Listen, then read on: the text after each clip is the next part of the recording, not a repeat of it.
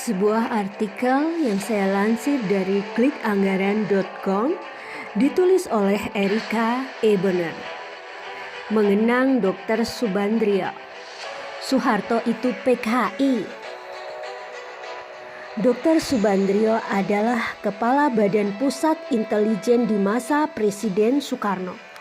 Pasca gerakan 30 September, Subandrio divonis hukuman mati oleh Mahkamah Militer Luar Biasa dengan dakwaan terlibat dalam gerakan tersebut meski tidak ada bukti nyata yang menunjukkan keterlibatannya. Mengingat saat Gestapo meletus, Dr. Subandrio sedang berada di Sumatera. Akan tetapi, vonis itu selanjutnya dikurangi menjadi hukuman seumur hidup.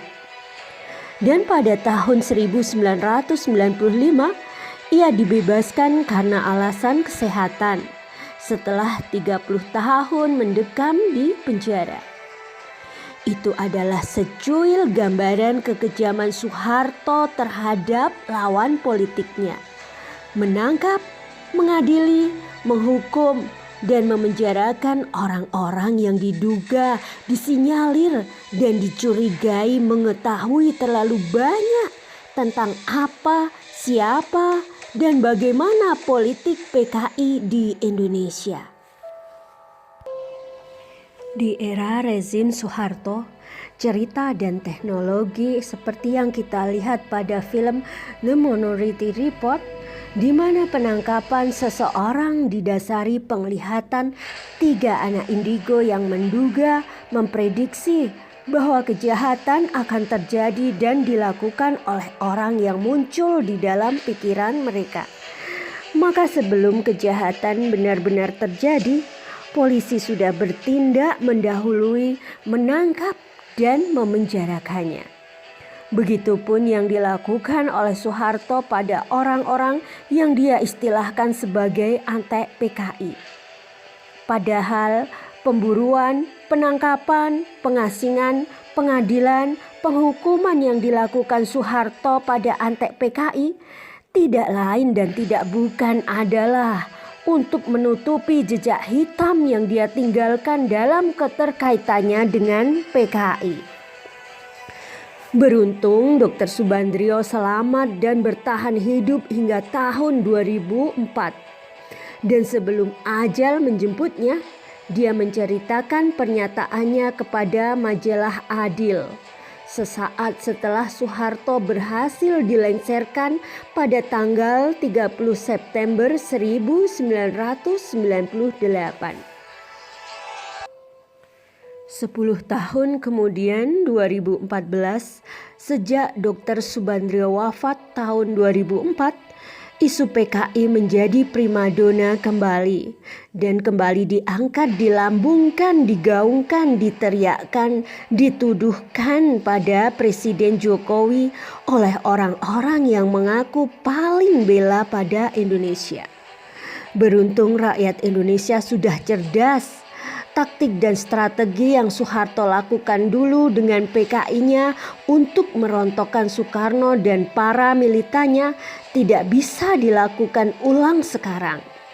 Soeharto itu ibarat maling yang teriak maling. Sebelum orang lain meneriaki dirinya maling, Soeharto yang pertama teriak PKI. Lalu orang-orang kaget dan langsung percaya. Wajah dan tutur kata Soeharto serta latar belakang Soeharto sebagai anak petani adalah modal yang dia kedepankan untuk menghipnotis rakyat Indonesia.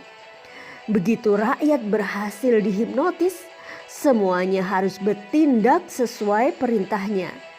Dan yang tidak berhasil dihipnotis harus dihilangkan. Dalam strateginya mendoktrin rakyat Indonesia akan citra dirinya, Soeharto memasukkan cerita kepahlawanannya ke dalam mata pelajaran pendidikan di seluruh jenjang.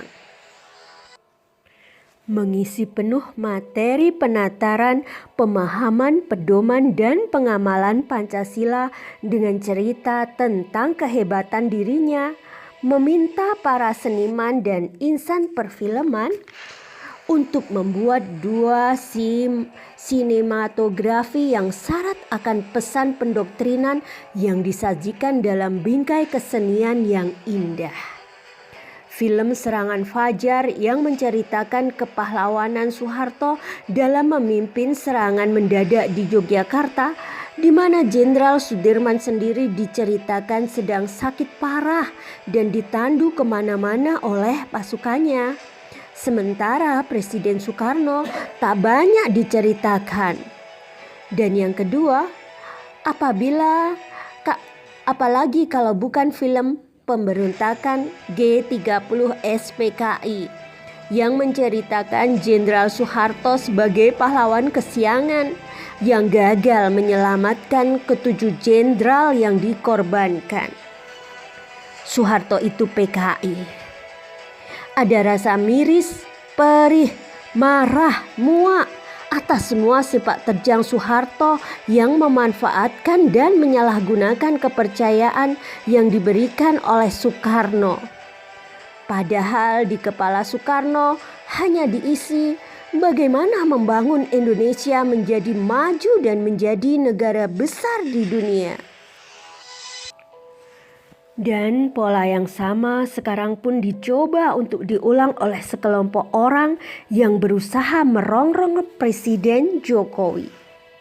Makanya heran dan bahkan shock ketika kita mendengar omongan seorang jenderal sekelas Gatot Nurmantio yang percaya bahwa PKI akan bangkit kembali dan memandang perlunya rakyat untuk diingatkan kembali pada kekejaman PKI. Gatot tidak sadar kalau dirinya sendiri tidak mampu membedakan mana PKI, mana HTI. Hingga teriakan PKI yang diteriakkan oleh HTI dipandang sebagai sebuah aksi bela negara.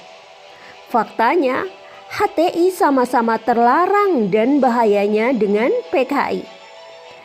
PKI tidak akan bangkit kembali kecuali dibangkitkan oleh orang yang mendirikan PKI itu sendiri. Dan mengacu pada memoir Dr. Subandrio yang menyimpulkan bahwa Soeharto itu PKI, bisa kita simpulkan kalau orang yang teriak-teriak PKI sekarang ini adalah mereka yang memiliki keterkaitan dengan Soeharto. Atau mereka yang ingin mengkopi langkah Soeharto saat dirinya merebut kursi kepresidenan dari Soekarno. Oke teman-teman, demikianlah sebuah artikel menarik yang ditulis oleh Erika Ebener. Terima kasih atas waktu dan kesempatannya. Bye-bye.